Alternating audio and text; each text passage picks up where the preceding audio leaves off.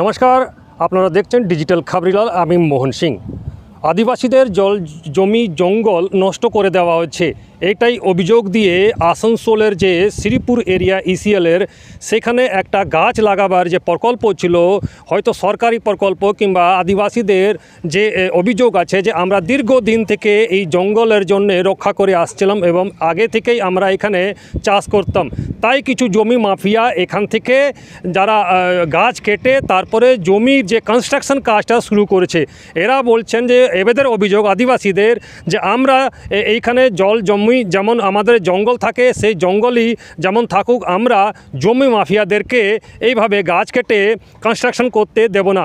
তাই আমাদের সঙ্গে আদিবাসী সমাজের লোকেরা আছে, আমরা এক এক করে কথা বলার চেষ্টা করব যে কি তাদের কি অভিযোগ। দাদা, কি অভিযোগ? আমাদের অভিযোগ এই যে গাছ কেটে যে জমি মাফিয়াগুলো গাছ কেটে ইসিএলের গাছ কেটে এবং বন দপ্তরে এখানে বোর্ড দেওয়া আছে, আগে আমরা চাষ করছিলাম জমিগুলো, কিভাবে এখন মালিকানা হয়ে যাচ্ছে সেটা আমরা বুঝতে পারছি না। এখন দেখছি গাছ কেটে এখন বাউন্ডারি করছে। আমরা বলতে যাচ্ছি, বলছে না এটা মালিকানা জায়গা। আগে ইসিএল আমাদেরকে হাঁটিয়েছে, বলছে ইসিএল আমার জায়গা, এখন দেখছে ওরা বলছে আমাদের নিজস্ব জায়গা।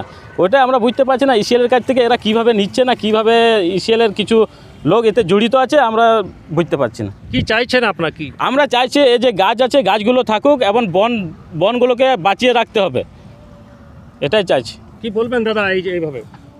আমরা এইখানে দীর্ঘদিন থেকে চাষ করতাম। আগে আমাদেরকে ইসিএল বলছে জঙ্গল লাগাবার জন্য আমাদেরকে সবাইকে তেড়ে দিল। ইসিএল বলছে যে এটা আমাদের জমি, তো ম্যাক্সিমাম 30 থেকে 40 বছর ধরে এই জঙ্গলটা আছে। আজকে গাছগুলো কাটিয়ে পরে জমি মাফিয়া বলছে যে এই জমিগুলো আমাদের।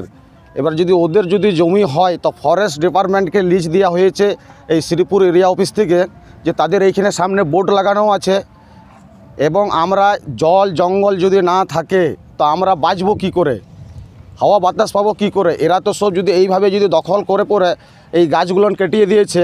এই গাছগুলো কেটে পরে এই জমি মাফিয়াগুলো যখন এই বাউন্ডারি করতে এসেছিলো আমরা বন্ধ করেছি এবং এবার লড়বো।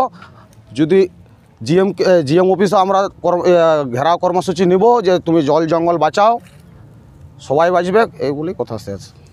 আমরা দেখলাম যে আদিবাসী সমাজ একবারে বিক্ষোভে ফেটে পড়েছেন। তারা বলছেন যে আমাদের জঙ্গল যে জমি যে আমাদের আন্দোলন সেইটা আমাদের হাত থেকে কেড়ে নেওয়া হচ্ছে এবং কিছু জমি মাফিয়া এই জমিকে দখল করার চেষ্টা করছে।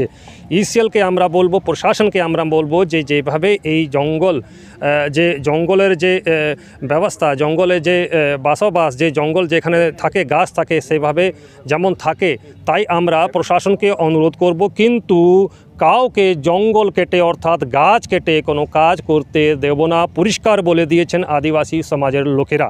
আসানসোল থেকে ডিজিটাল খবরিলালের জন্য মোহন সিং।